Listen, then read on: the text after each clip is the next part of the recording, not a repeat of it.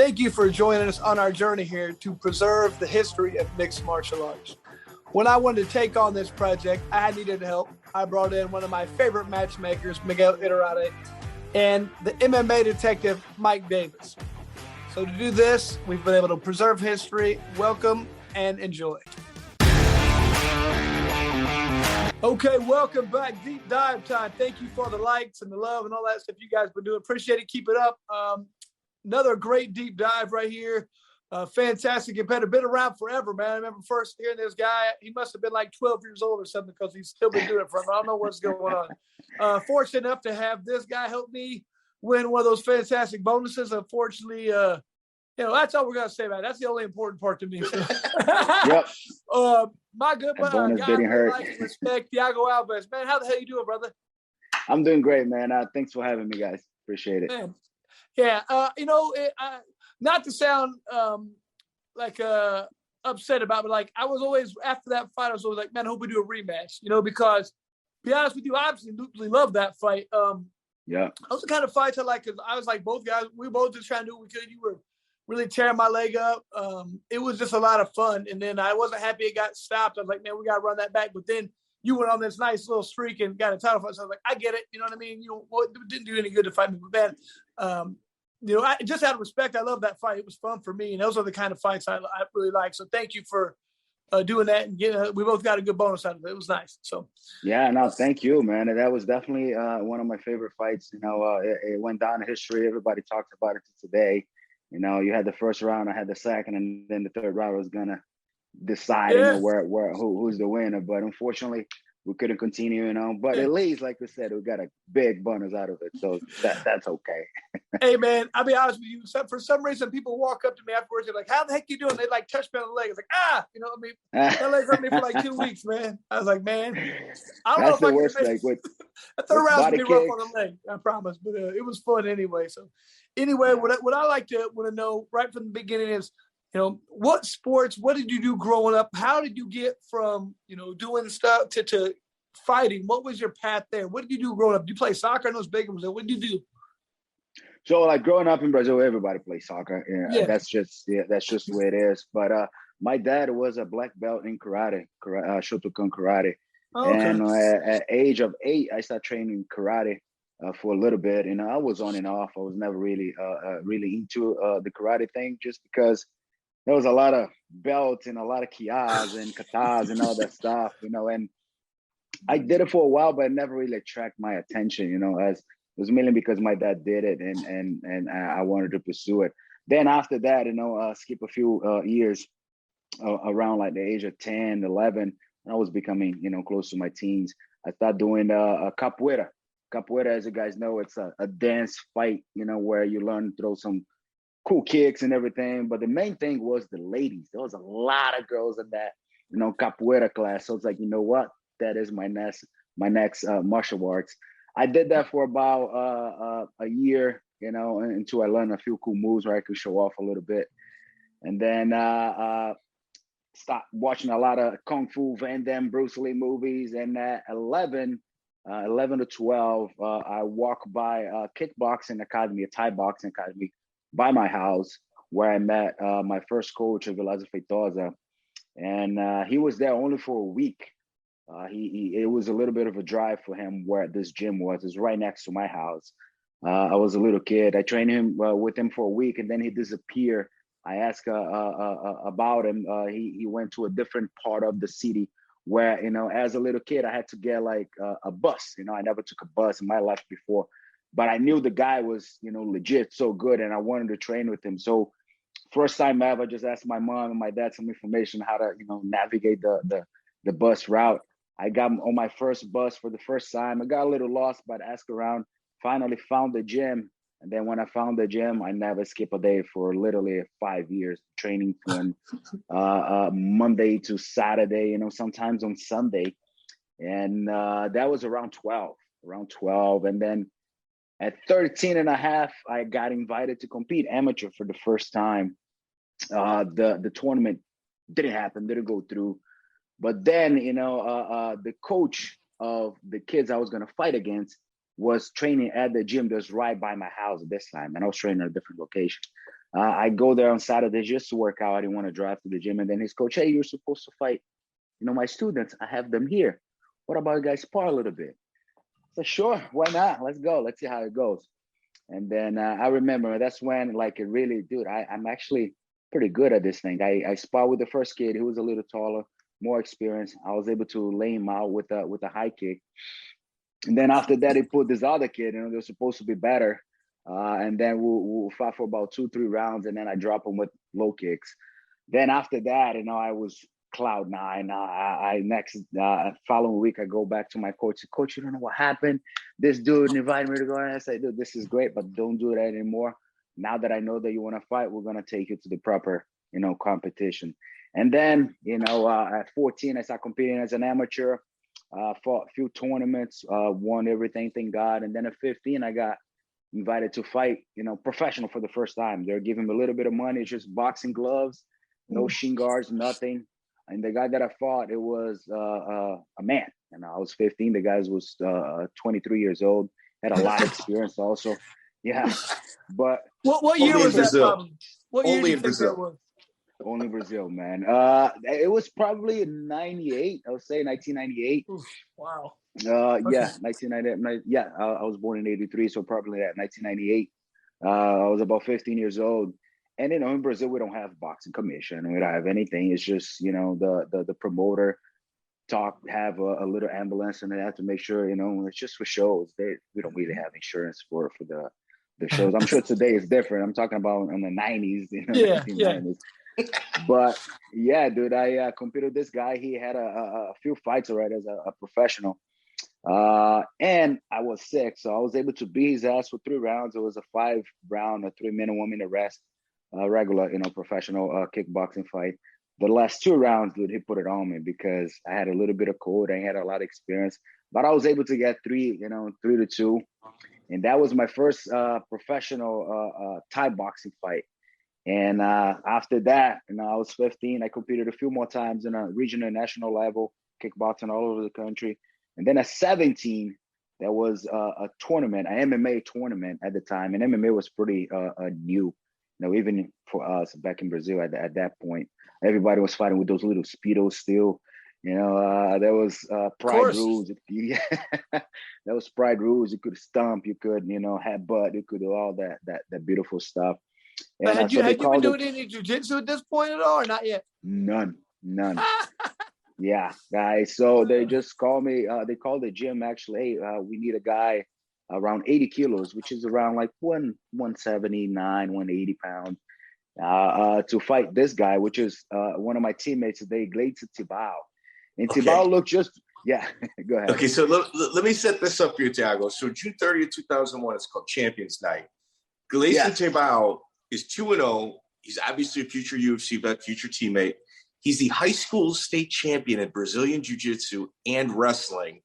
Yeah. And Thiago Alves isn't doing Jiu-Jitsu yet, even though I think your team was it Team Kimura that you were working on? No, that was his team. His team was Team Kimura. My team was Fight Sport.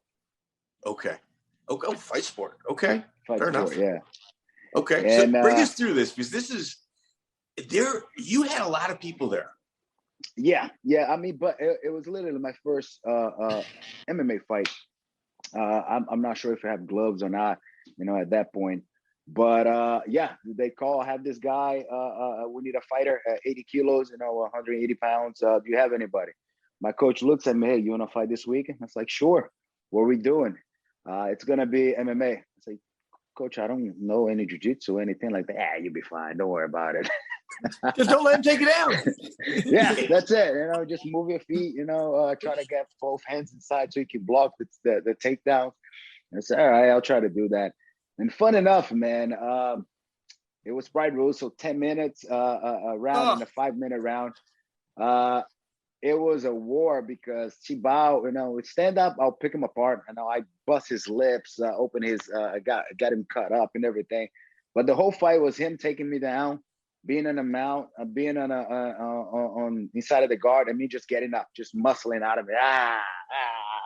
And eventually towards the end of the round, he tried to take me down. I'm able to defend it. I end up inside of his guard for the first time. I'm like, oh, I'm going to throw some punches now. So I put my hand on his throat. I posture up and go through a punch. He catches me on an arm bar. And I'm looking at my coach. My face was down, and I'm just facing at my coach. And my coach is like, tap. So I tapped. That was my first loss, overall. Like I never lost as a kickboxer or, any other fight. And that just, excited me big time because, oh, shit, I know I can get a lot better on this. But at the same time, I can push this guy from anywhere on the ground, stand up. This is what I'm going to do. And then after that, I went on a tear of winning. I think I won 10 fights back to back. And then I got invited to move to Florida to join American Top Team. So with Gleison, have you guys ever talked about that fight with each other? Oh, yeah. Yeah. When he first got here, I was here first, American Top Team in Florida. Then 3 months after, he came in. When he first came in, we're talking to each other and everything, and we're super cool. But then it's like, all right, I'm gonna get you back now. Especially at that time, American Top Team, I was one of the few strikers. Most of the guys in the room were jiu-jitsu guys. Mm-hmm. So, the first few months I was just tapping, and learn how to, defend jiu-jitsu properly. But then once I got a little better, and every time the fight starts standing up, I'll just make sure that they remember, all the taps that I've been doing.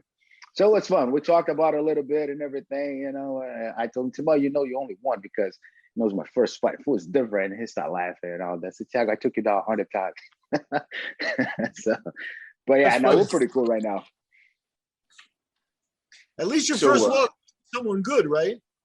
Yeah. Oh, yeah. No, I and that's the thing, though. Tibau, at the time, he had 6 fights already. I know that my Share Dog record, it's all wrong. Tibau record is all wrong also because, there was a lot of fights that we do at a national and state level that, people here never heard of it. So, yeah. So Tibau, was already, he looked just the way he looked right now, jacked up, super strong, and with the little blue Speedos. Scarred me for life. Yeah, you fought with headbutts too. Am I correct? Yeah. My that was my second and third fight. It was a tournament in Paraíba. I won the tournament, and you can do pretty much everything. There was bare knuckles. You only wrap your wrist. You could headbutt. You could step on the head from there. So yeah, that was fun. I have a question for you. So you're one of the few guys who has done, we call NHB, the no holds barred, or Vale Tudo, whatever you want to call it. And then as the sport has changed, which do you like better? Do you like being able to do whatever you want, or do you like there to be more rules to make it? I mean, because there's pros and cons to each. Obviously, for longevity of your career, you want more rules but I mean, do you like the freedom to do whatever you want? What do you think? I do because for me as a striker, I'll have more weapons to stop those takedowns, to stop that boring game of holding you and just putting weight on you, riding you, and all that stuff. I think being able to throw knees from every position, you can sprawl hard and just hang on to the head, throw a few knees. If you're on top, the guy is really good at defending. I could just stand up and stomp on his face. So there's a bunch of different things, that you can do as no rules that I cannot do. But for longevity, for the sport itself, I think it's better now. Me personally, I would like to have no rules. I'm the same way, man. I think all the main fight, like the old school guys I talk to, everybody likes, man, the less rules, the better. It's a real fight, and you adjust. I remember when we used to knee a guy on the head on the side when they're on the ground. They roll. They do stuff that makes sure they don't take 10 knees at the head and get cut open. You hit them once, they roll over and you choke them. You know what I mean? So I just like the purity of it, and I like that better too. But I understand they had to do it for that. But I always like asking people because most people, they say, I like the old rules better. Not most people at all. I don't think we've had a single person. I don't think we've had a single person say, "Oh no, I like it better now." I know. Yeah, true. So your road, your coaches had incredible confidence in you, and you can tell just by looking at your record. Your first fights against you said he's 6-0. He's a state champion in jiu-jitsu and wrestling, and your next fight, September 28, 2001, X fight, Lucas Lopes. He's a future UFC vet, and he's 6-0 as well. Yeah. Dang. And he was huge too. And that fight, it was a little controversy because I beat him. I beat him, you know, and it was funny because even the promoter of the show after the fight was done, he comes to Thiago, great fight. And unfortunately, we're gonna have to give to Lucas Lopes. All his people here is gonna break the whole place down. So what are you talking about, dude? I'm fighting a guy above my weight class. So my weight class originally was 80 kilos. He used to be a champion at 90 kilos. So I pretty much gave up 20 pounds, you know, to go out and fight him. And, you know, the first round, again, he, after I got his time, because he was super long, he has a lot of experience. I only had like few fights when I fought him. I think I had probably 3 fights when I fought him, and he had, you know, 11, 12. He's been destroying people, big people, have guys at that point. So like, we fight, I remember, you know, when he took me down, got my back, locked the triangle on my back. You know, it was literally like on my fours, you know, and he was throwing elbows from the top. And I would just think about it like, all right, whenever he's reaching up, I know he's going to throw elbow. Whenever he comes down, I got to move my head, you know, and whenever he'll come down, I'll move my head. I just feel the elbow, he'll land it on the ground like, that's how good didn't happen. Didn't land me. So there was a lot of stuff that I had to overcome. And then when we got up, I was able to knock him down a few times. Literally, like once the fight was over, the whole crowd was going nuts because, you know, it was a victory that I came from behind. And people were like super excited. And I was about to raise my hand. And then the promoter comes to me and tells me that. And I was like, this is freaking bullshit. And then I just walked out. And then people start throwing everything in the cage and all that stuff. But yeah, Lucas Lopes was a killer at the time. And I took the fight because my coach was a little bit ahead of time when it comes to the local level because he traveled. He was in a main city. And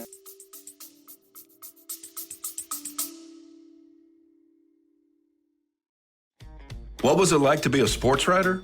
To be there for historical moments and unforgettable performances? Oh, there are stories. I'm Todd Jones, recovering from 30 years as a sports writer. Join me on Pressbox Access. You'll hear from some of the best reporters and writers of the past 50 years about their experiences with the greatest athletes, coaches, and sports events. We tell stories behind the stories. Some we've only told each other. And there's some laughs, too. Let us buy you around on Pressbox Access.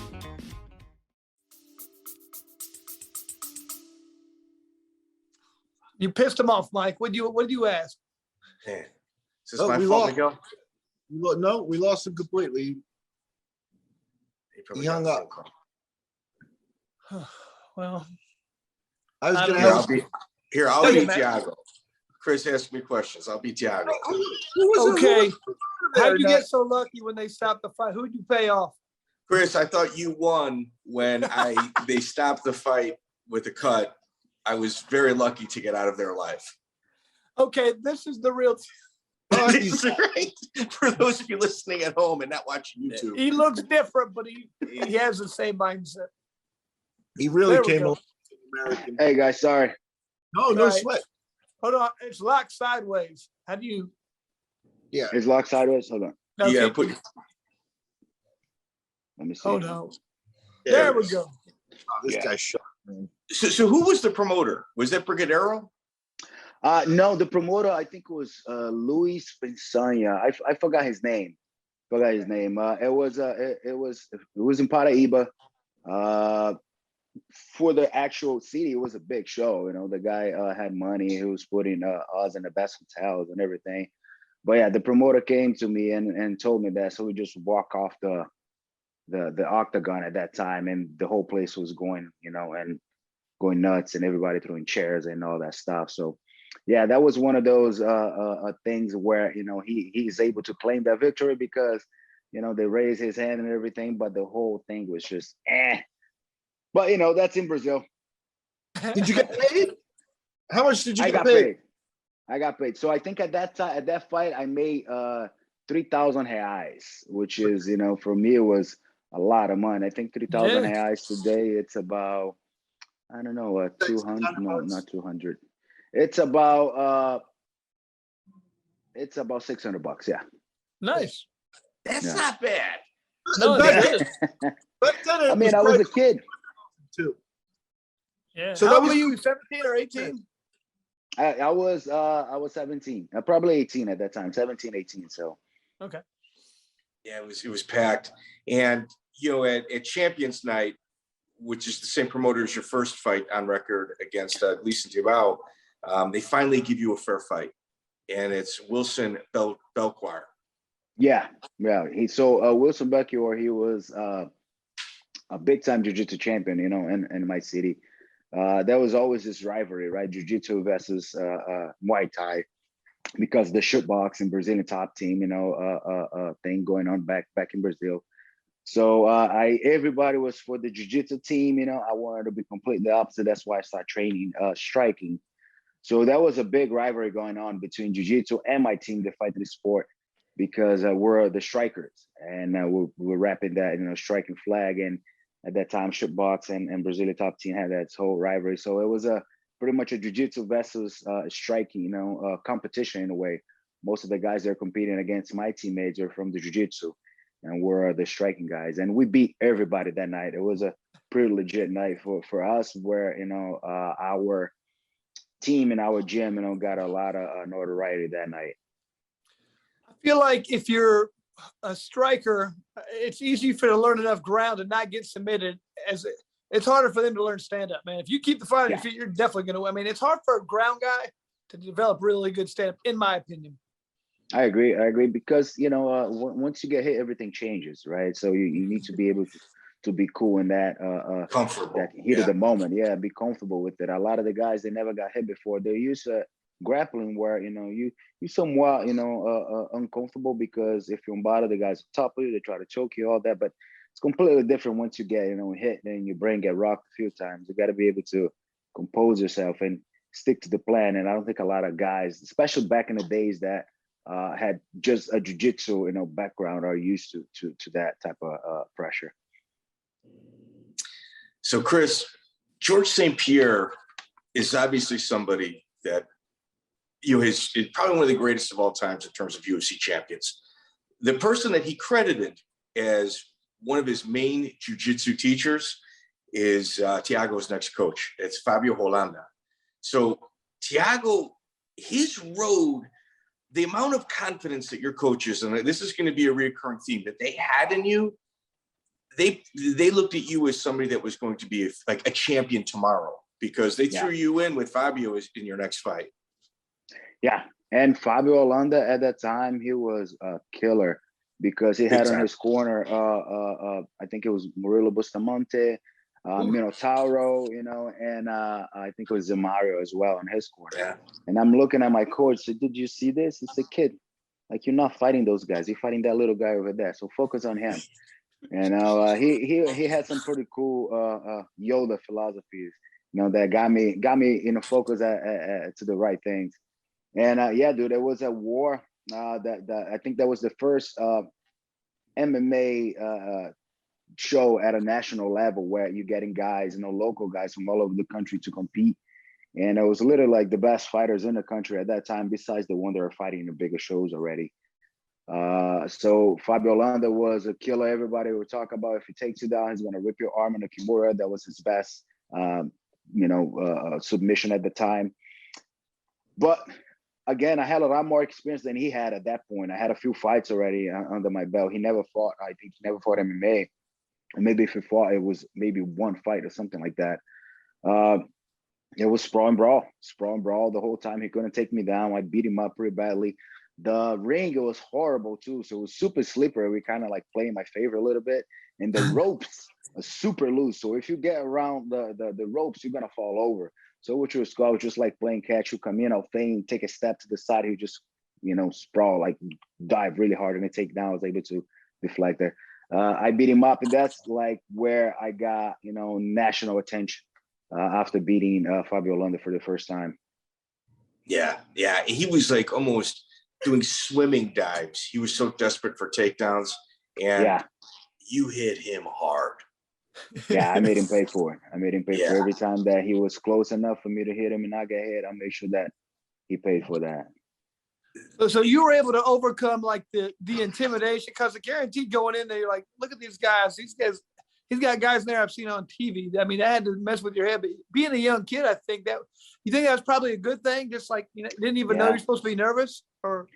Yeah, like when I work with a lot of sports psychologists, and the focus of an experienced fighter is to compete like you first start competing fearless, right? Because as you get older in the game, you learn more different ways that you can lose the fight, so become more fearful in a way. I would say fearful, but you're just more aware of the things that could go wrong, you know. And that was me going into this fight against Fabio Holanda. I knew that he had, you know, phenomenal training, the best guys in the country, you know, was on his corner. But I was able to just, you know, be present in that moment and compete fearless. You know, that was props to me, to my coach as well. He was able to get in my head. I'm very coachable. If I train something, you know, I'm probably going to do it in a fight, most likely. And you just got to remind me so I can recognize what's coming, so I can make that happen. And that was my coach. He knew if I trained something, I was going to execute. And we did pretty well in that fight. I was able to avoid all the takedowns. I was able to make damage and not get overwhelmed with, you know, his corner pretty much. So Amaury Bitetti, obviously a fierce competitor. I mean, he's somebody, I think his and Don Frye's fight should be in the UFC Hall of Fame. It's, even though it was stopped in the second round, Bitetti is like somebody I admire as a pioneer. How was he as a promoter? He was great. I mean, he was pretty much the face. So he was there having fun and try to be, you know, Bitetti, but he had a whole team behind him that was pretty much running the whole show for him. So he was great. He actually was one of the coaches here, American Top Team, for a while. When I first got here, it was him, Liborio, Pahupa, you know, and Bitetti, dude, it's one of the most knowledgeable guys when it comes to grappling. He knows everything from every position. If you have any questions, any doubt, you know, he can come up with 3 different solutions for that specific position. And great guy too, super funny, likes to have fun. So he did a great job, man. I think he had a few editions of the Bitetti combat. I fought the first and the second. And then after that, I moved, you know, to I went to shoot box and then stayed there for 2 weeks. Then after that, I moved to American Top Team. Okay, so go ahead, real quick, I got a question. So at this point, you're still young. Is your family behind what you're doing, or how's that situation? So my mom, you know, I'm the middle boy. So I got 2 brothers, an older and younger. My older brother, he's a genius. Could have gone to med school, you know, decided to go to law. He had at that time, he's 2 years older than me. So I was when I started competing in MMA 17, he was 19 already. I left Brazil, I was 19. So he was so smart where, you know, he was going to college, full ride, you know, going to become a lawyer. And I'm like, all right, I'm the next guy. You know what do you do? I like fighting. Yeah, but fortunately enough, I was competing, you know, at a national level. And then that's when I got the invitation to move to American Top Team. But at that time, my mom, you know, I had to fake my ID a few times to be able to compete because, you know, I was competing at 15, 16, and that was not allowed over there. So I faked my my age a few times to let me compete. And my mom, when she finally, you know, figured it out, like, that's what you want to do? Okay, I'll support you, you know, just make sure that you don't get hurt. And then when she realized that, you know, I really can make something out of this thing. I have people from, you know, Shootbox, which is the biggest team, striking team in Brazil at that time, where you have Vanderlei, Ansar, Silva, and all those guys. And then I got an offer to move from Brazil to, you know, come here to South Florida to join American Top Team. So she realized that, oh, this is something real. You know, it was a little scary when first I moved from Fortaleza to Curitiba, where Shootbox was, because when I got invited, they promised me a bunch of things. They promised me training, housing. You know, I'll have no expenses whatsoever. I'll just be able to train. You know, I'll probably have to find a sponsorship or job so I can maintain myself. But when I got there, it was none of that. I could train for free, but I had to, you know, support myself financially. I had to rent a place and all that, get a job. And I was so excited at the time that I was like, you know what? Yeah, why not? I'll do it. But how'd the whole situation come up? I mean, were you just at the gym and somebody called you? How'd that come about? So I was, after my second fight at Bitetti Combat, had a few guys from Shootbox competing there. So one of the coaches came to me after, and he was like, listen, you're more than welcome if you want to come. I'm going to call you, you know, during the week if you like. I'll put you in touch with Mestrão Rafael Cordeiro. which was the two main coaches at the time, a shitbox. And we would love to have you. I said, cool. No, I'm in. I mean, this is a dream come true. Let me know. And then I talked to them. They said everything was cool. And then we got there. They picked me up at the airport. They put me on this girl's house. And then she's like, our rent is this day of the month. You have to pretty much take care of yourself. And I was okay with the mission. I was looking already they're going to get me security bouncer jobs and all that stuff. I was there for 2 weeks. And then while in Curitiba, Ricardo Libordo calls me and said, Thiago, your application finally got approved here, American Top Team, because there was a vetting process. I met with one of the guys here, American Top Team, Marcos Aurelio, which was, he were from the same city in Fortaleza. He was one of the biggest names in jiu-jitsu in Fortaleza, my city at the time, in the country also. I never met him before, but he knew good things of me. So I gave him my cassette tape and a little bio so he can bring here to South Florida and give it to Libordo, to the guys, to see if I was approved. And at the time, ATT was recruiting fighters from all over the world. And I was one of the lucky ones. So while I was in Curitiba, I got the green light to move to South Florida. So I didn't have the money to pretty much buy a ticket from Curitiba to Fortaleza and then to Fortaleza to South Florida. So my mom bought me a plane ticket for 600 reais. We're financing 10 payments for that one. And then cool. when I got back, it took me a little bit to be able to gather the money to buy a ticket and have a little bit of money to come here.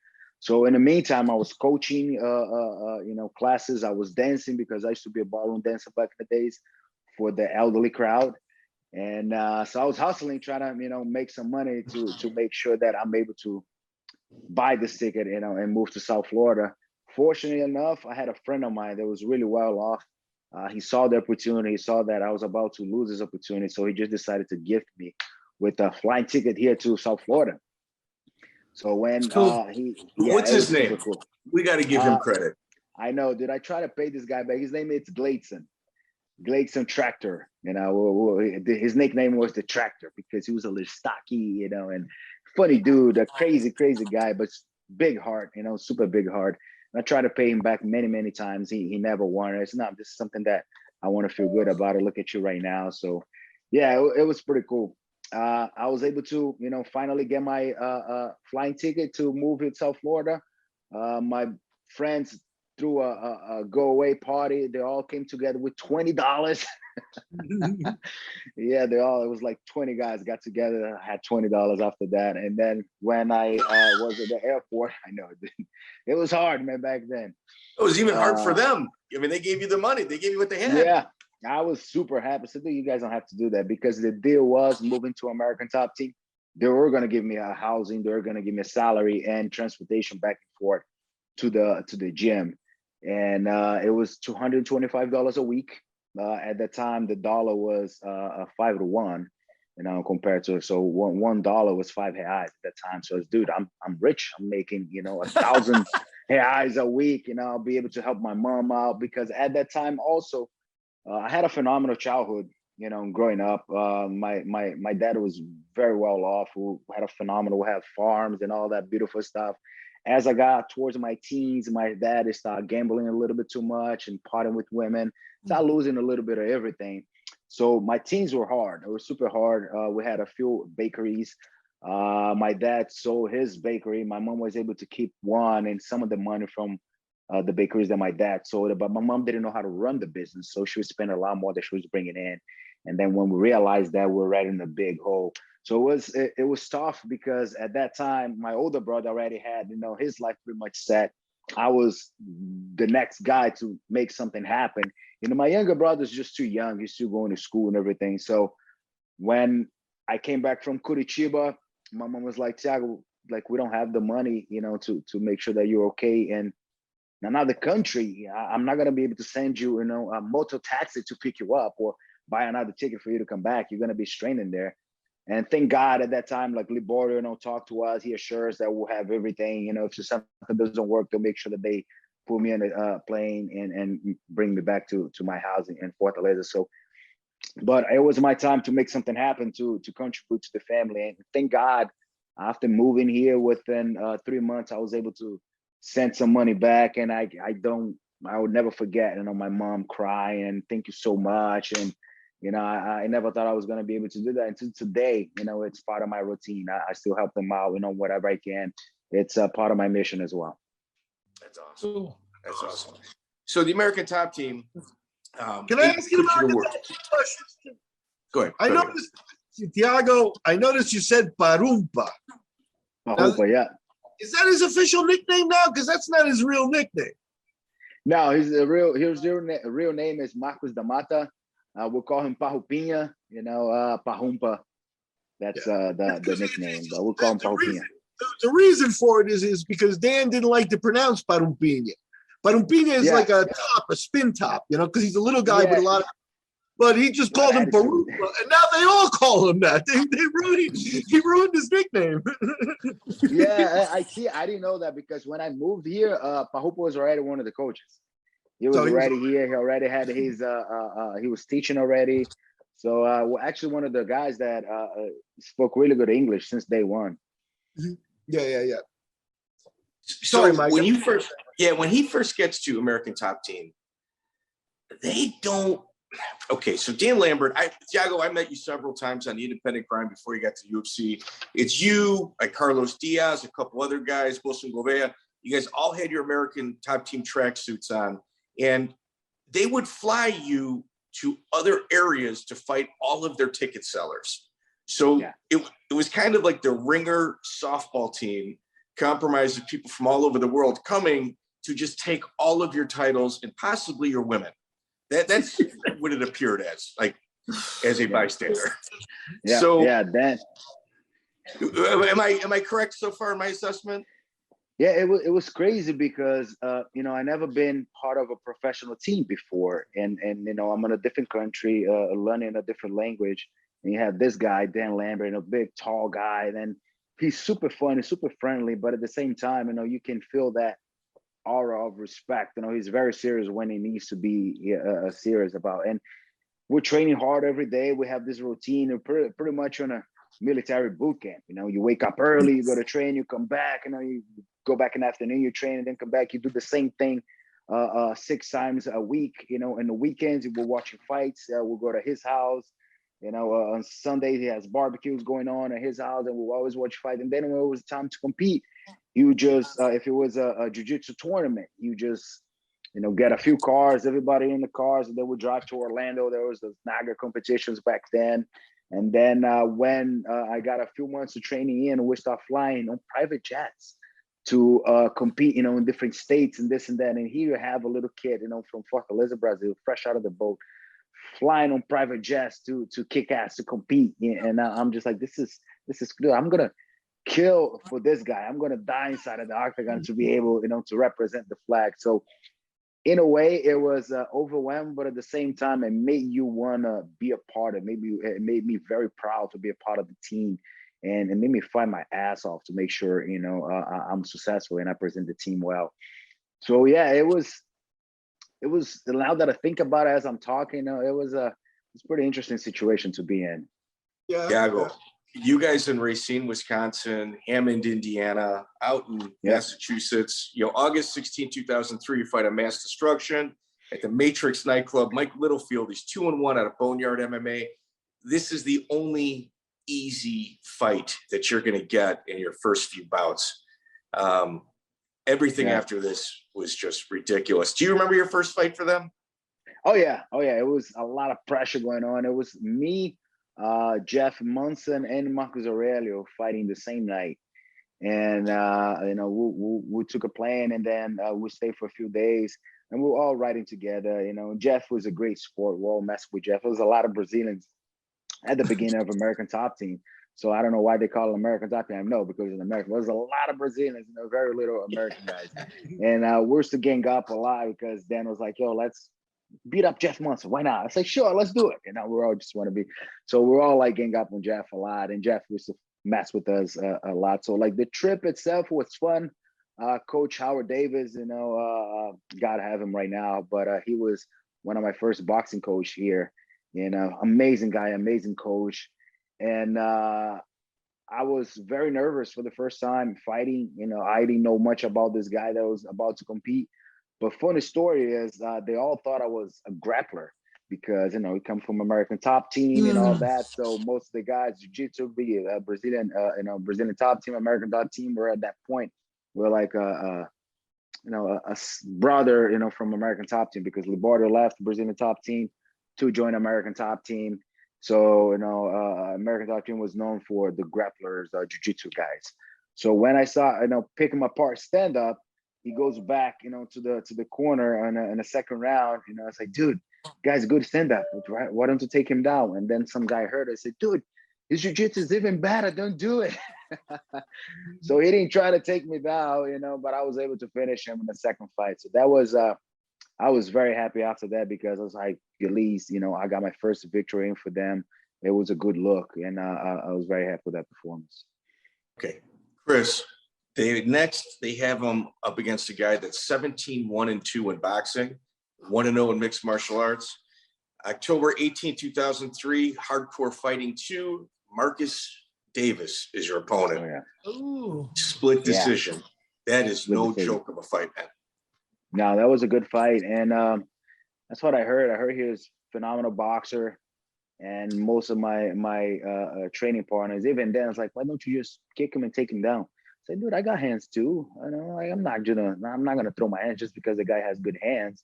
And I was like, I think you should, you know, take him down and make the fight easier. So I'm not really good at wrestling. I'm gonna take this dude down. So the fight was good. I got a headbutt in the second round that, you know, it was the first time I got 14 stitches in one side. But it was a good fight, man. I messed him up, stand up, beat him up every round. There was at one point where he kind of shot in. I was defending the takedown really well. And then I hear, you know, one of my guys, go for the guillotine, go for the guillotine. I go for the guillotine, up on bottom. And I was able to get up after, you know, 1 or 2 minutes being on bottom. But yeah, that was the main thing I remember. This guy is has really good hands. Don't box with him. I was like, nah, I'm gonna punch him in the face and kick him in the face. Watch. And thank God I was able to get a decision. Do you remember? Wait, Chris, hold up. Do you remember who was in his corner? I do not. It was probably like Matt Hughes. He was part of the Miletich guys at that point. Mike Brown. Mike Brown was in his corner. Oh, yes. Man. I see. I do not remember that at all. Yeah, I'm gonna ask him, Mike. I didn't know you're Marcus Davis corner at that time. That's funny though. He never said that to me. They're both from Maine. He was embarrassed. Yeah, they're both from Maine. Yeah, true. I didn't know Mike Brown was his corner. I used to have the same thing when it used to bother me if someone was like, oh, Chris, this guy, he's not, you know, he's good with his, you know, hands or he's good on his feet. You better take him down. I was like, what am I, bad on my feet? Like, I'm not, you know, this ain't about like that to me. It ain't about just going out and trying to always win at all the costs. Like, I got to fight. You kind of pissed me off by saying that, you know, you challenge my manhood in a way. I'm not as good on my feet. We'll see. You know what I mean? Yeah. We'll see. I'm going to try and knock this guy's head off. I don't think anybody can knock mine off. So let's fight. You know, I used to basically piss me off when people say that to me. Yeah, it never really made sense for me to take some weapons away out of my game just because the guy has, you know, good weapons as well. It makes no sense. I'm just limiting myself, you know, to do the job I'm supposed to do.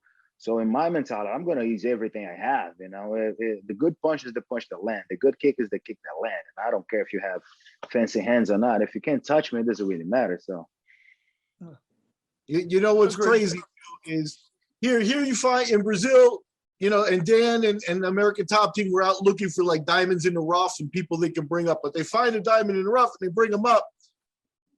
And he gets Laborio as a jiu-jitsu coach and Howard Davis as a boxing coach. I mean, you know, this is the top shelf of the top shelf. You know what I mean? The best of the best. So did you feel that right away? Did you know that right away? Or did it take you a while to?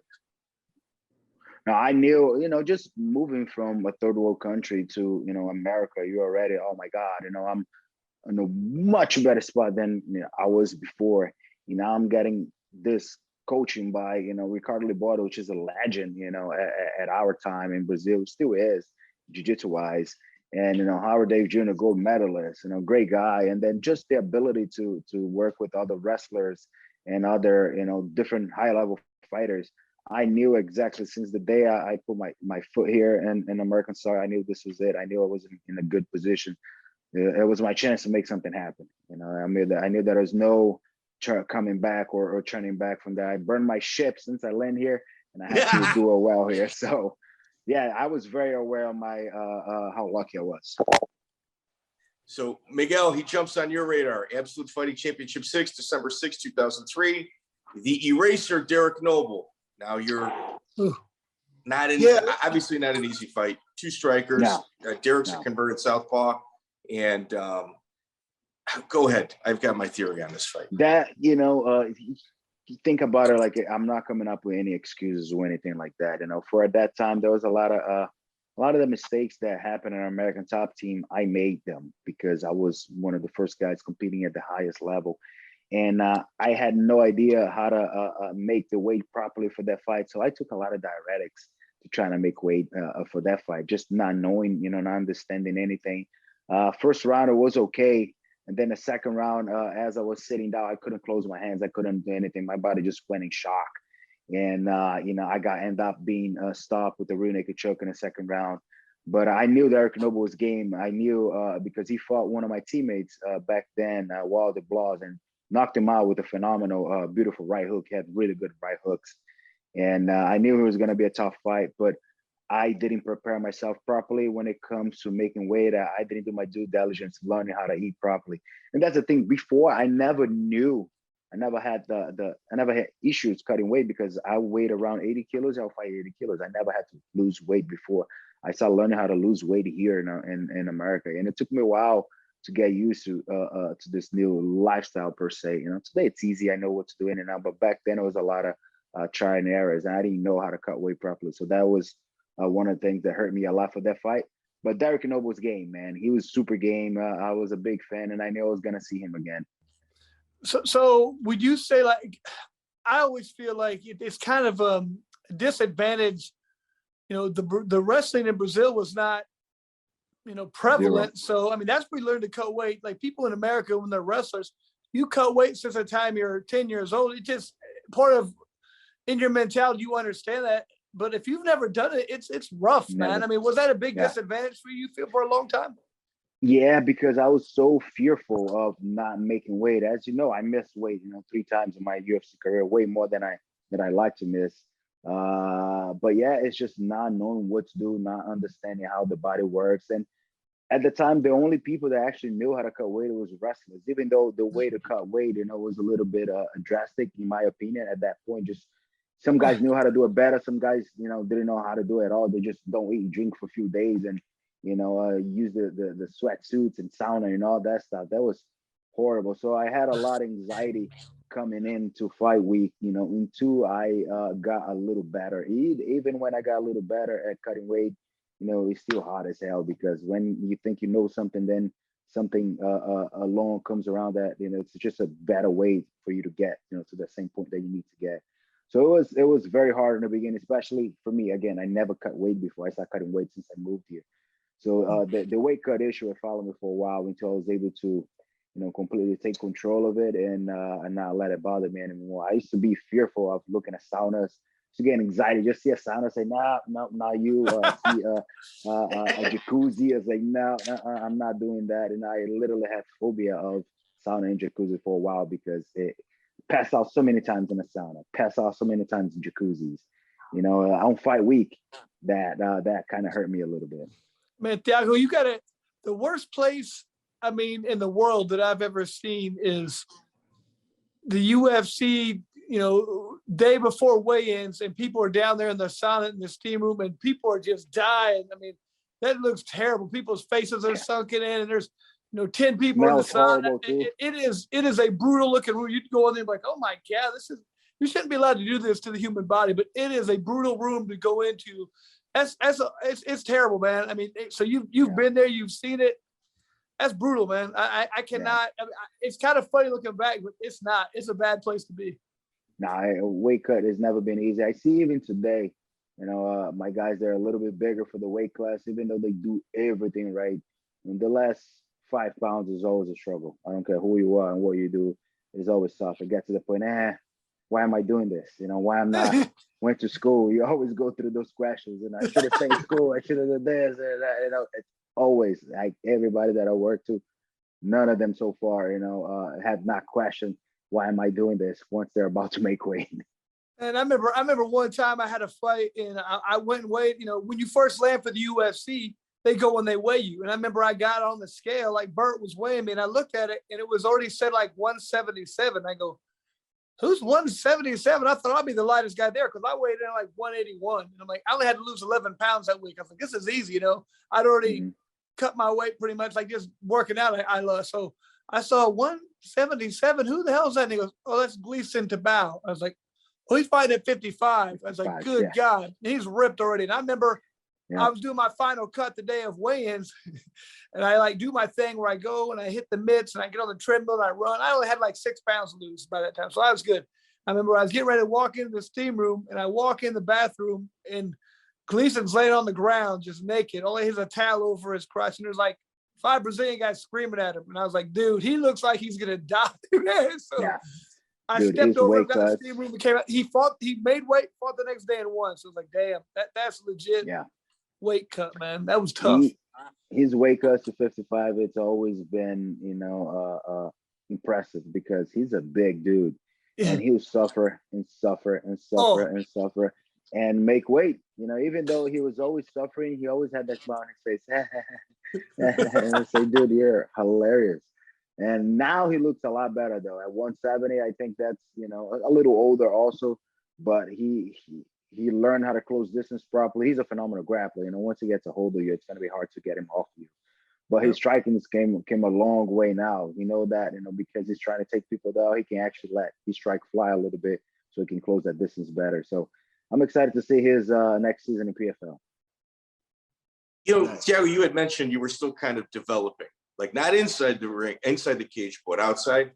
I think you were also learning how to pace yourself as well, because it's almost as if you ran on red that first round because you were just trying to get the knockout.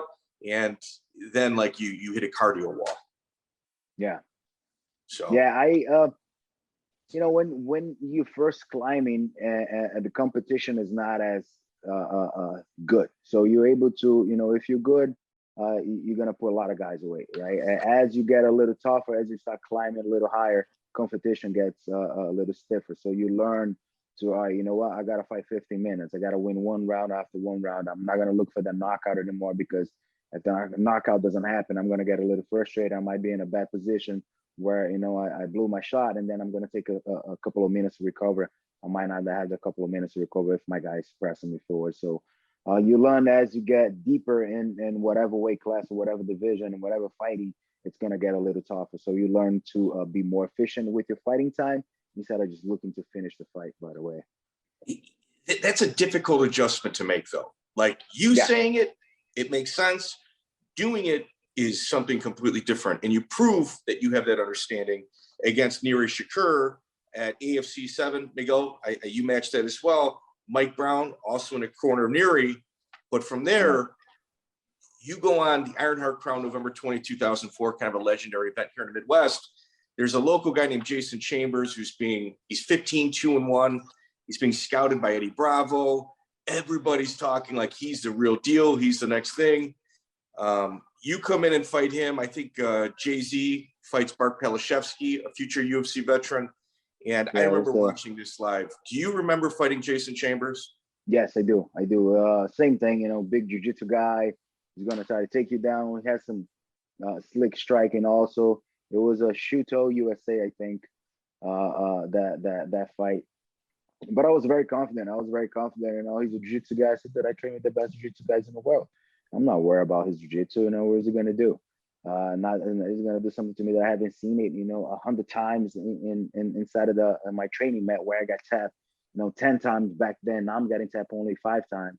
So I know this guy doesn't have the same resources. So I was confident. I knew he had a lot of hype behind him, but I knew after I beat this guy, I was probably in line for something better. So yeah, I just bite down mouthpiece and try to put it on him. Yeah. So you came with Liborio, and at the end of the event, I'm like one of 5 people cleaning up at the venue, and Carlson Sr. and Liborio. You remember that? Had a huge, well, it was more Carlson Sr., and then you had Conan standing in between them, and Carlson Sr. was brilliant. Like, he could read a playing field. Conan wasn't going to do anything to him, even though Conan is there with Liborio, and he took full, I don't speak Portuguese, but holy shit. He was calling Liborio a traitor. He saw Liborio from one side, and he's like, yeah, you Creon, you traitor. You traitor, you left me, you know, and Liborio just started laughing. It's like, come on, Caso, stop doing that. So you a traitor.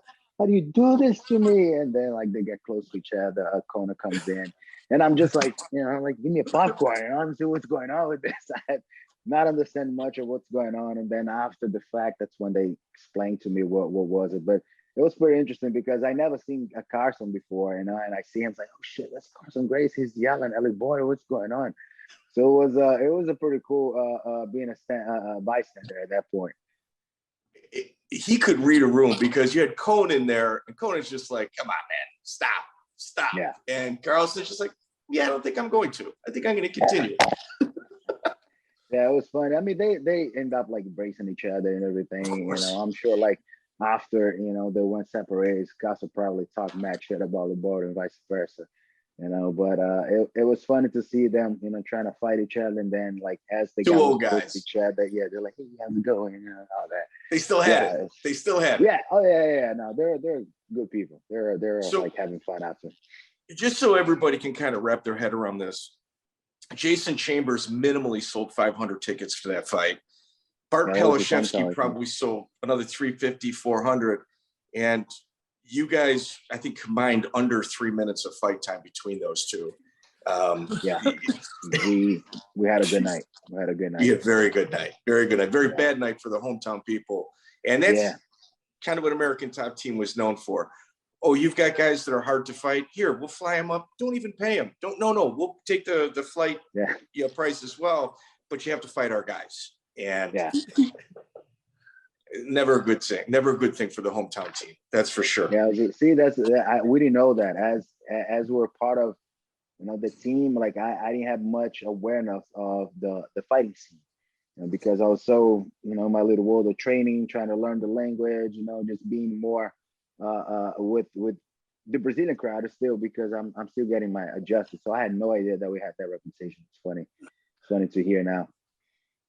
Oh yeah, no, it was like, fuck, they're here. Damn. It was nice. It was kind of they like must be so proud. Right. Yeah, it's a compliment. All right, at your next fight, I was here as well, February 25th, 2005, King of the Cage. There's a guy named Jeff Cox. He's 10-0. He's one of the founders of one of the beginning fighters from Strong Style. He used to always go by Animal House. He was a grappler. He wore like maroon tights that had like the ankle like hook on it. I don't know if they were women yoga pants. I don't know what his deal was. He looked legit, man. I was like, dude, who's this guy? I'm fighting this wrestler. Holy shit. He got pants on. Like, I never seen a guy fight with pants on before. I never fought a guy with pants on before. What is he gonna do? And there was a lot of questions in my mind for that fight. Would you explain to everybody what took place? Because it's pretty crazy. So fight starts. I think he tries to clinch, and I'm a little longer. Yeah, I'm a little longer. He's trying to clinch. You know, I'm able to get him in a time clinch. I land a switch knee to his jaw. He falls against the cage, and I'm able to get a few punches off before the referee pulls me over. It was super fast. It was like 15 seconds, I think. But wait, Thiago, he was the biggest ticket seller in Cleveland at that time too. So just he was a police officer, right? I think at a time, something like that. I'm not sure, but he was the man. Everybody came to see that guy and everything. And then 15 seconds, you know, I'm able to get him out of there. That was one of the things that, you know what, you got to fight this weekend. We're gonna put you in a plane, but get in, do your thing, and then we'll come back. And I had no idea. So I got a question. When you're beating a lot of these guys like this in their hometown, they're selling a ticket. Is it just dead silence afterwards, or is there booze coming in, or is it just like everybody's looking around like, What just happened? Did he just? Is that real? Is it quiet or is it like boo? Or is it? I love silence in a crowd when there's just like there's nothing to say. I love that. At first it was silence, and people were like, "Holy shit, what just happened?" And then a few minutes after, people are like, "Oh, Dad, good job, good job." Everybody loves a winner, right? It doesn't matter where you are. But at first sometimes they get mad. True. But at first it was that silence, and then as we were walking out, people, "Wow, good job." So thank you. They needed probably more time to get Jeff to come through than the walkout, the announcement, and the actual fight put together. Jeff was asleep, and it is what it is. His whole crowd it connected silent. Well. So Thiago, when I'd go to these events and people would be like, "Oh, who's Jeff fighting?" And I'd say, the people that are uniformed. And I just said, man, good luck. That's it. That's all I didn't want to say. Had a uniform always, yeah. Didn't want to be disrespectful, but I said, they're all dressed the same and good luck. Yeah, that's it. Like they're up to something. Like you got problems. That's almost like when you show up for a fight and you're like, who am I fighting? Oh, the guy wearing cutoff jeans and high tops? Yeah, I'm pretty happy about that. I'll fight that guy. That guy. True. So on your birthday, you get the call up to the UFC. How does that come and what were your feelings? I was so excited as I do this. It's my birthday. It's going to be the perfect birthday gift. Thank you, God. Thank you for this amazing opportunity. I'm about to fight this guy. And, I knew he was from the same camp as Marker Davis at the time. So I knew he was going to have good hands. I was excited. To go out there and do, what I do. He was a lot better standing up than I thought. So I had a hard time, getting my striking off with him, especially being a southpaw striker. He's talking about Spencer Fisher. Spencer Fisher. Yeah, Spencer Fisher. The King. All right, that's his nickname, the King, something like that. Yeah. So I had a hard time getting my strike off, even though I was able to land, a feel good strike. He was getting the best of it, standing up. So I started taking him down. And I was doing really well. I took him down by the lock, took him down. I think it was a single leg, double leg. I was able to control him really well, and I would start doing damage from the top. I don't know what happened where, I threw a punch from inside of his guard, and Spencer Fisher is not a tall guy. He was able to get me on a triangle. As I threw a punch, he threw my hand inside, and then he was able to put the little legs over my neck. And having short legs, and when you lock that, it's already super tight. Yeah. And when I try to posture up, it just goes over my ankle, end up, landing on top of me. So I go from, this is going to be the amazing, birthday gift, best night of my life to do. You just got submitted with the guy, with his crotch in your face, pretty much on top of you. That's how you lost right there in front of everybody. So it was tough, man. It was super tough that night, but I learned a lot. So when you go back to the American Top Team, obviously that name is synonymous with the word champion. Like they don't take many losses, that team, ever on any competing platform. Is it hard going back to the gym for you? Yeah, it's hard, but at the same time, people knew that, it happened. I got caught, the guy was better than me that night. We're going to go back and analyze what we can do better to come back stronger. That's one thing that we learned, from earlier, that you can win them all. That's just the nature of the business. The guy on the other side that's working their ass off. Also, he wants to win as much as we do. May the best man win. We'll make sure that we're always ready to compete. But that kind of, solidified that that's why this game is so exciting. You never know. There's so many ways that you can lose a fight or win a fight. And we just became more aware of the things that could happen, more methodical preparation, and then we just got back at it. That's cool. Yeah, that's cool. After Spencer Fisher, and we've only got a couple more. You got Ansar Chalangov, Miguel, one of your guys from Euphoria. He's 10-1 out of Russia. It's really the people in the United States, our first peek at the high-end Russian grapplers. Yeah.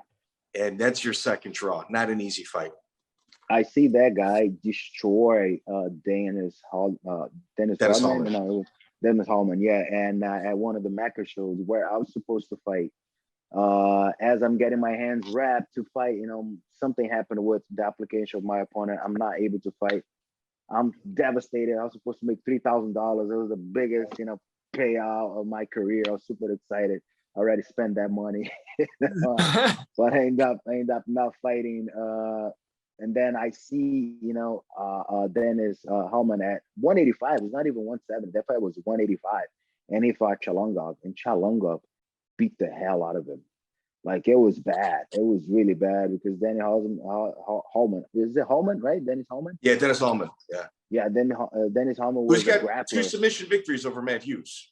Oh yeah. No, he's super talented fighter. Had a big name at the time. He could not get his striking or his grappling off on Chalungov. Chalungov was just doing counter wrestling and beating the hell out of him from the top. And that was the guy I was supposed to fight, and UFC. He's dropping to 170. So I had a lot of fear going into that fight. First, because, I'm fighting this killer, right? That nobody knows about it, but we do, because I see him destroy a guy not long ago, a couple months ago. And I'm coming off a loss. So I said, you know what? It is what it is. Let's scrap. Let's see how it goes.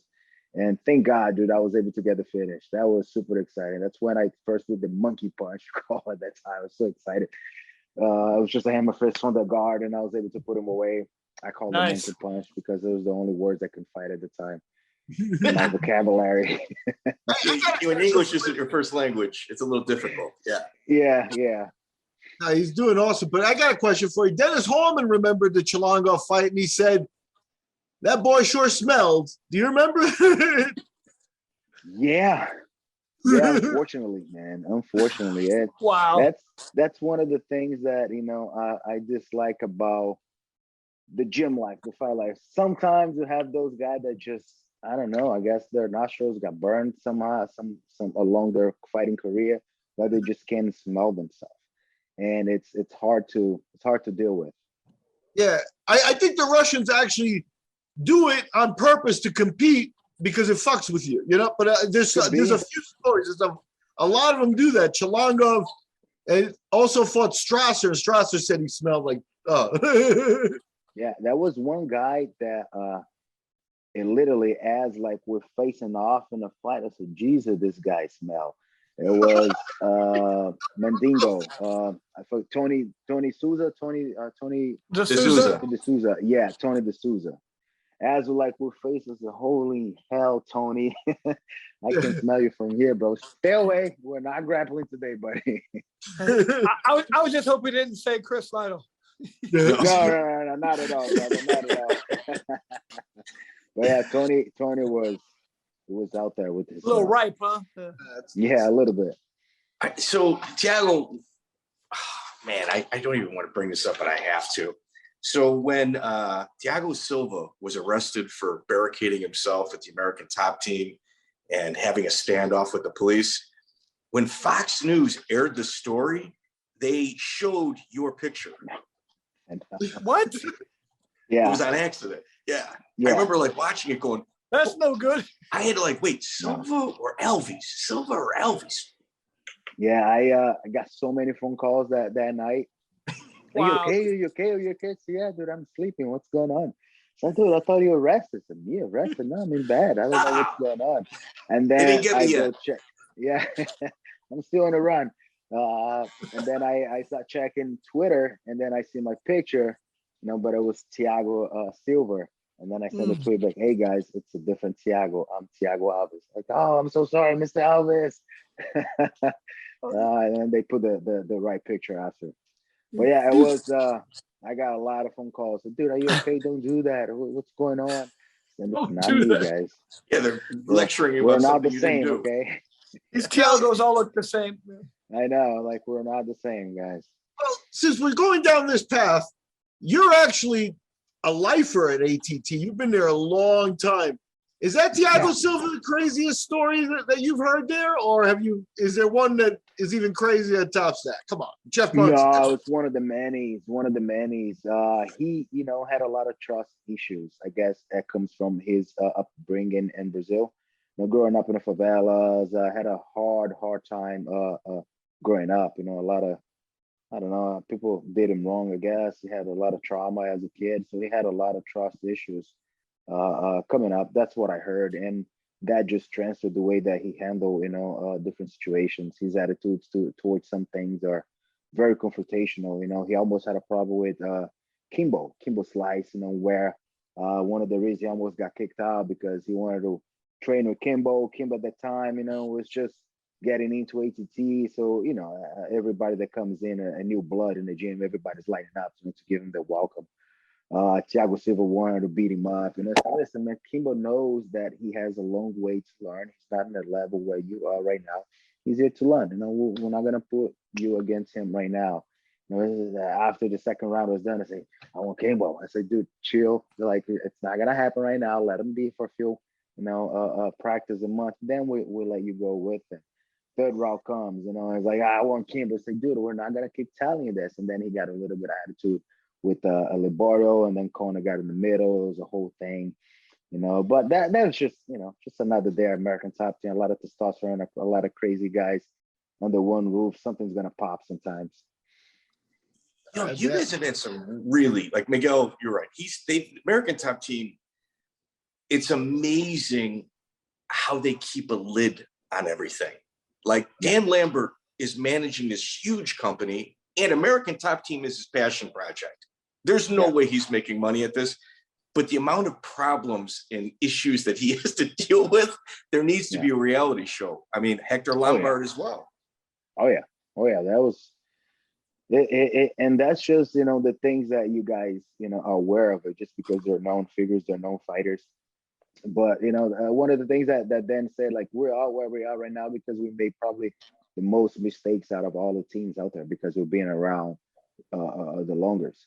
So that's exactly what it is, man. We made a lot of mistakes. We learned from our mistakes, and we keep improving, keep getting better. Now, the last few months has been rough for us because we lost a few of big fights, that we should not be losing. But it's just part of the game, right? As you become a veteran in this game, just more footage of you out there. People able to study your tendencies a little more. So it becomes harder and harder for the people that have been around for a very long time to still be successful, at the highest level. And, in a way, we're still pushing to make sure that we're always reinventing our fighters. But the good thing is our next generation are doing phenomenal. I know that in a couple of years, we're going to have tons of champion again, as we do right now. But again, we are what we are. We are where we are just because we made more mistakes than everybody who's been around for the longest. And we have, the proper support to make sure that we're always getting better.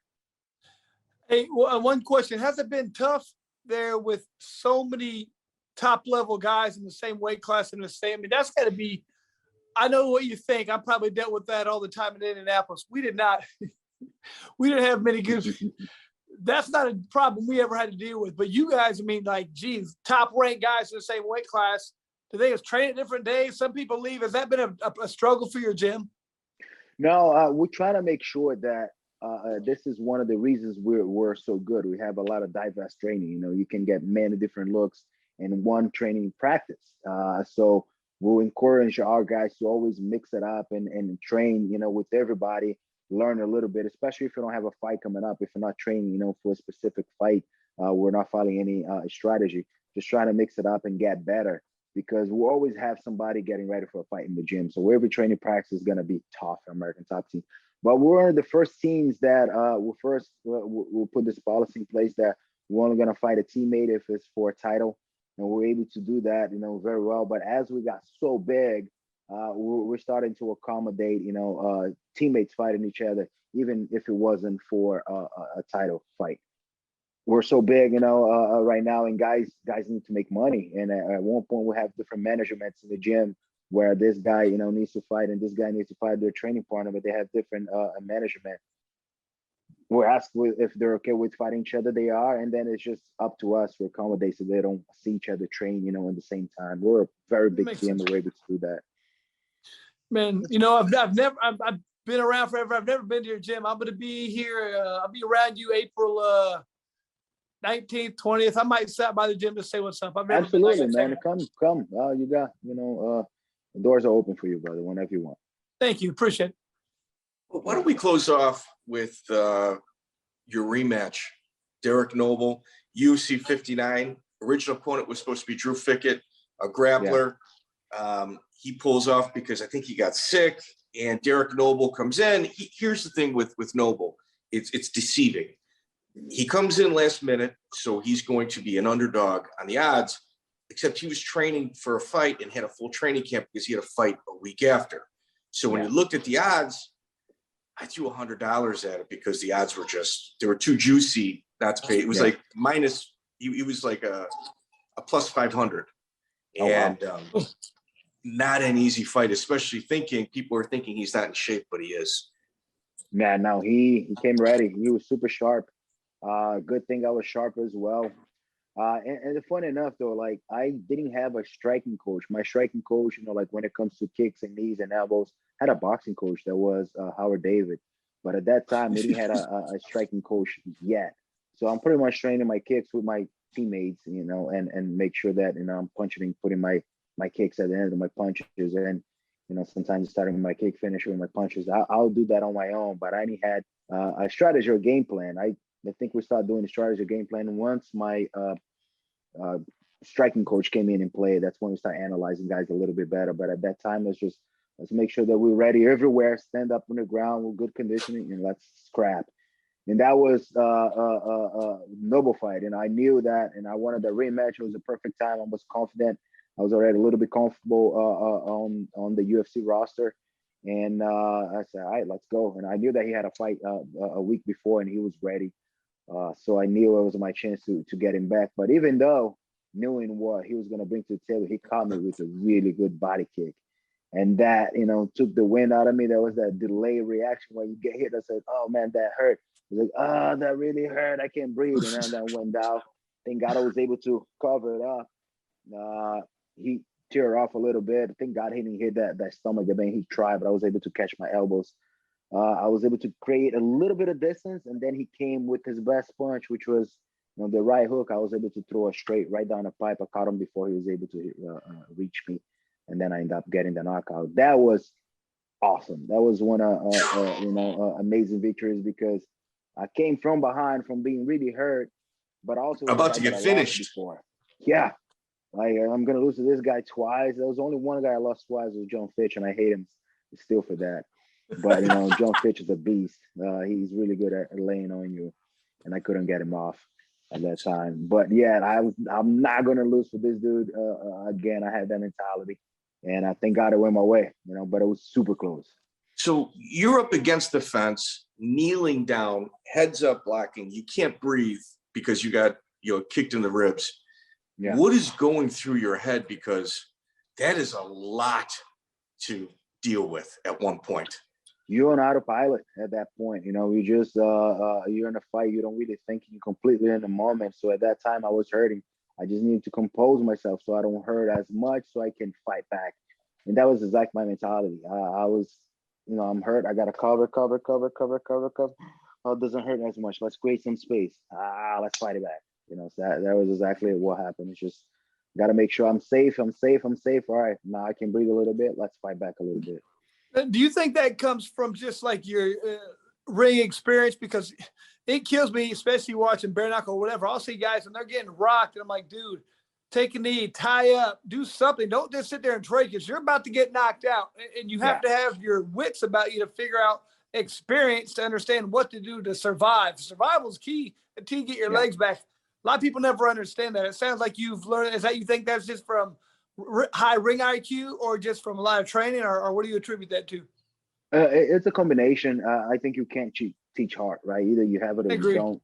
But you're able to understand how your body works a little bit. If you just have a flurry, you're going to need a couple of seconds to recover. And then, especially when you're hurt, the same, I think it applies the same way. You got hurt, you're going to need a couple of seconds to get your legs under you, get your mind right so you can start go to work again. You can't try to do two things at the same time. You can't try to protect yourself and fight back at the same time. It's gonna be super hard. It's too much on you. You're not gonna be able to, get both of them together unless you're fresh, you're not hurt. So yeah, I always tell my guys, dude, if you have a time to, stall the fight until you get, you within you, your air, your gather yourself for keep continuing fighting. Do it. If not, just at one point it is what it is. You're not gonna be able to. The guy's too good, and he's feigning, he's timing you. He knows you're hurt. He's gonna probably put you away at one point. But I tell my guys always, man, just pace yourself, breathe. Keep your eye on the target. You're gonna have, even in the most critical positions, you're gonna have the little opportunity to finish the fight. So be ready for it. Now, let me ask you that. So there's an old boxing saying where the boxer says the most important quality a boxer has is to know when he hurt his opponent. You think Noble knew he had you? Oh yeah. Oh yeah. He hurt me bad. I was in a forward motion. I went completely defensive. I literally squat down with my hands high. I went all the way down to, I didn't put my knees down, but I literally did a full-blown squat all the way. And then I was able to get up, still covering. He connected a lot of the punches, but a lot of the punches was on the guard. And then I was able to create distance. When I create distance, that's when, he wasn't worried about my offense. He just threw a long right hook exposed. I was able to catch him with a cross before he reached me. But I was hurt. It's like Pete Sell versus Scott Smith. Yeah. Oh, yeah. Wow. A lot of fighters, like, when they get hurt, they try to go poker face first. Hey, you didn't hurt me. But when you can't hide it, you just hide it. Well, hey, if no one didn't understand this one, he's not you're hurt or you're not. If you're hurt, just make sure that you keep on. Guys, you hear me? Yeah. Yes. Okay. Let me. I'm sorry. My AirPods died. So yeah, once you're hurt, again, you just gotta, if you have time to compose yourself and get better to get to a position where you can fight back. But sometimes it's just you're not able to. So people can kind of understand what type of person Thiago is. In 2014, you were doing a lot to raise awareness of how to treat animals and be kind to animals. You received an award from PETA in regards to your contributions to wildlife. Yeah, that was pretty cool. I've always been a huge dog lover, and when PETA find out about that, they wanted to do a little piece on me just to bring awareness to animal cruelty, that bad stuff. So I was fortunate enough to be one of the ambassadors at the time and bring some awareness to animal cruelty. And at the same time, I got some cool pictures with my best friend Tank. Tank was my dog's name. He passed in 2017 with the Hurricane Irma. Oh, man. Oh, okay. So why don't you had 27 fights inside the UFC? One day we'll get to them, but you had pretty major surgeries during your career. Yeah. Would you mind telling everybody what you had done? Yeah, I had 14 surgeries throughout my whole fighting career. I had a brain procedure. I broke my nose a few times where I needed to reconstruct the whole bridge of my nose. I had a ACL repair on my right knee. I had an ACL, PCL, 2 scopes on my left knee. I tore both pecs. I tore my left biceps.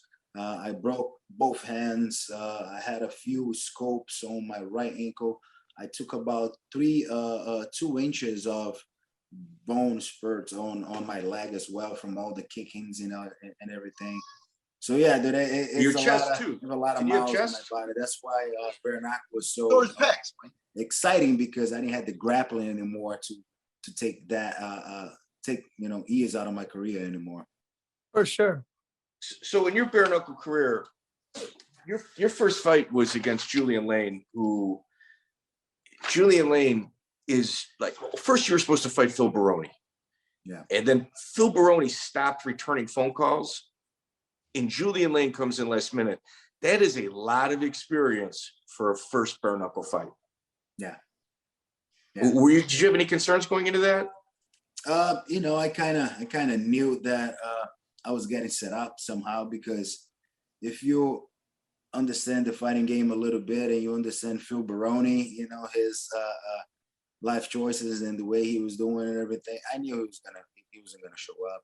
So I knew at that point, BKFC had something in store for me, because at that time I was very well paid compared to everybody else in the roster. So I know they're going to make sure that I have a tough fight, even though they told me that they're going to build me, to a tougher fight.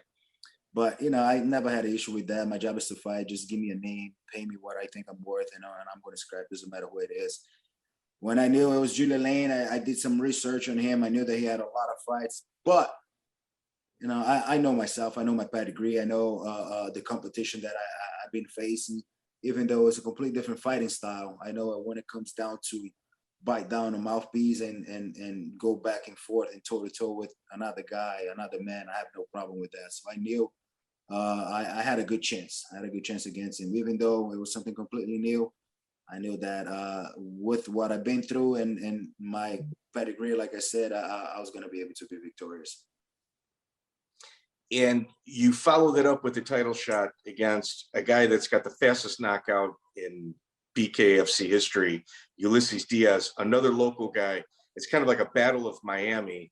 And Ulysses, he might not have the accolades, obviously, in mixed martial arts, but nobody doubted his ability in a bare knuckle fight. Oh, yeah. He was a pro boxer his whole career. And I think he had 11 knockouts as a pro boxer.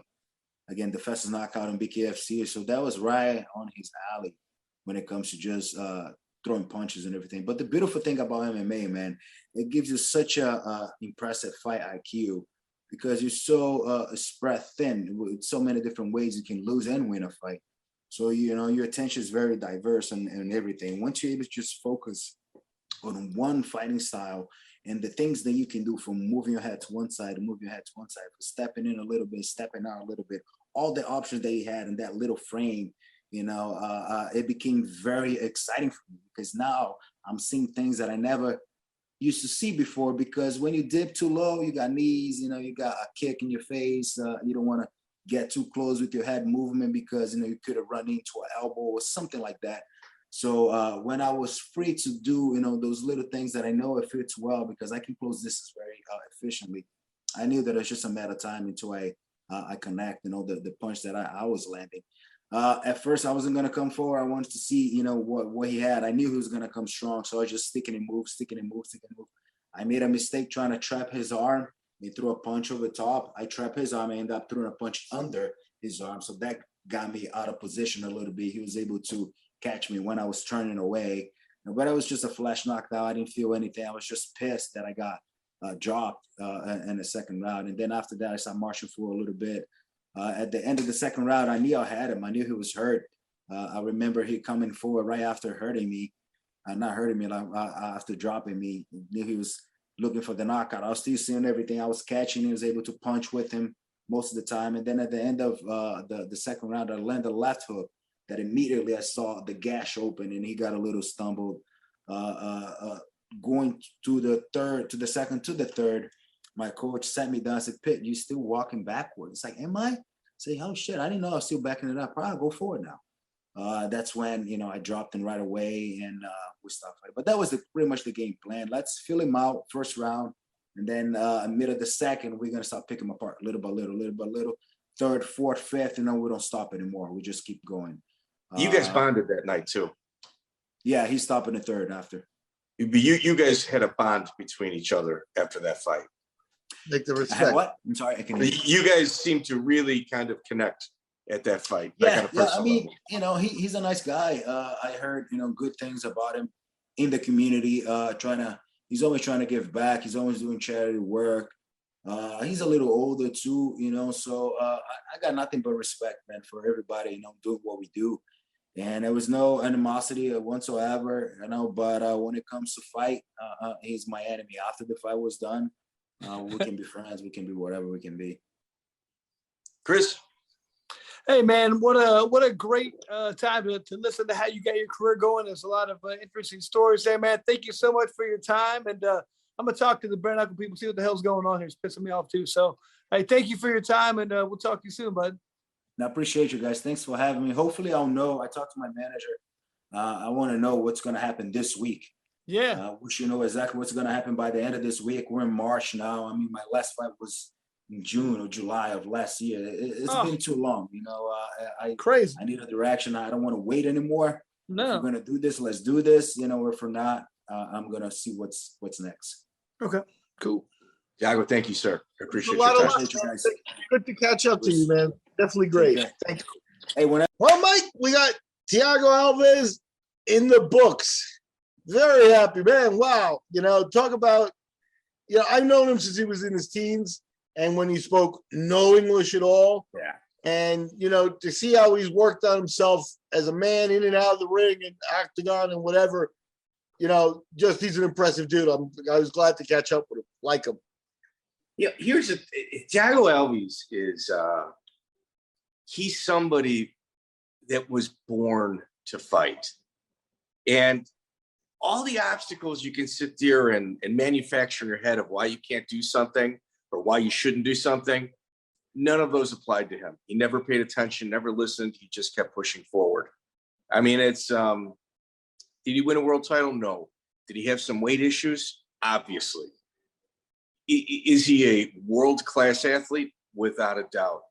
And listening to him, how proud he is of where he came from, that's pretty inspiring, man. I really enjoyed that. That was a real fun interview for me. Yeah, he's a story of, like you mentioned, man, I remember seeing him at 19 years old. It's like you look at him and you're like, man, he's got a man body already in terms of like, musculature and like, physique and look and things like that. And they're kind of like, wow. And then he can put the brain part together because those guys really are a dime a dozen that don't make it, that look good but don't make it. And, he took those gifts and recognized that he needed to add other things to it, and he's done it. He's a total package kind of guy. Right. So, Miguel, as you know, anytime we can just kind of scrape together some controversy, line up a whole bunch of really nice questions, and then kind of hit them with something they're not supposed to answer, we're all about that action. Like that's what the Lights Out podcast is all about. I called several people who listened, like they actually listened to the show, and they were real excited for Thiago. And then I said, okay, give me the dirt. They just didn't have any. They're like, no, man, the guy was always a professional. Like Carlos. I got dirt on him. What? I got dirt on him. When his sponsor used to take him out to dinner, he would eat and order a second meal to take back with him to the hotel. That's about as bad as you're gonna get on him, man. You know what I mean? Like Carlos Diaz, American Top Team, former American Top Team. I think you're always a part of the American Top Team, but he lives in Orlando. He's no longer at Coconut Creek, and he was just like, he's gonna be a good interview. He's like, I got nothing. Like Carlos, even off the record, would just kind of bare his soul. He's like, no, man. He's like, the guy had some gym wars. He's a savage. He's a serial killer, but really nice guy. He's going to be professional. He's not going to give you Monson stories. He's not going to do this. And you can kind of see it. You can kind of see that.